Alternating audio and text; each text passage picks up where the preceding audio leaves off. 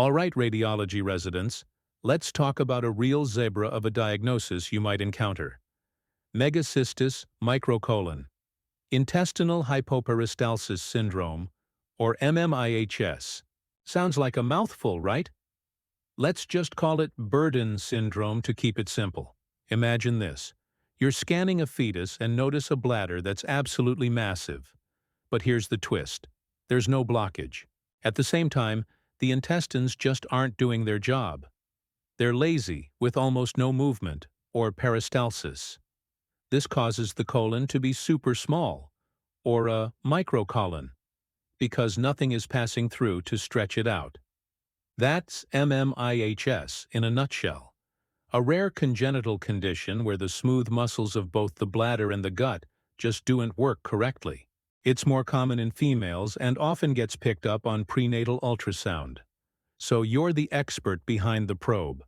What are the top 5 ultrasound features you need to recognize? First and foremost, the massively enlarged bladder, or megacystis. This is your earliest and most consistent clue. The bladder is huge but doesn't empty properly. Second, look for the microcolon. It might be so small it's hard to even see, just a tiny, underfilled tube.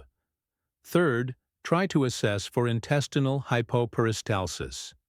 This can be tricky, but you'll notice a distinct lack of the normal churning and movement in the bowel loops. Fourth, you might see hydronephrosis and hydroretur, which is a backup of urine causing the kidneys and ureters to swell.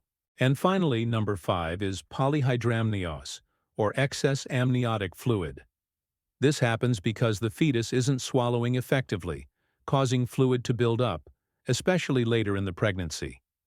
Now, before you jump to conclusions and call it MMIHS, let's run through the differential diagnosis. A huge bladder can mean a few things. Could it be posterior urethral valves, or PUV? Well, that happens exclusively in males, and usually comes with low fluid. What about prune belly syndrome? You'd look for a thin abdominal wall and undescended testes. Here is a key teacher tip. If you see megacystis in a female fetus combined with polyhydramnios, MMIHS should shoot to the top of your list. Lower urinary tract obstructions are rare in females and typically present with low amniotic fluid, not high.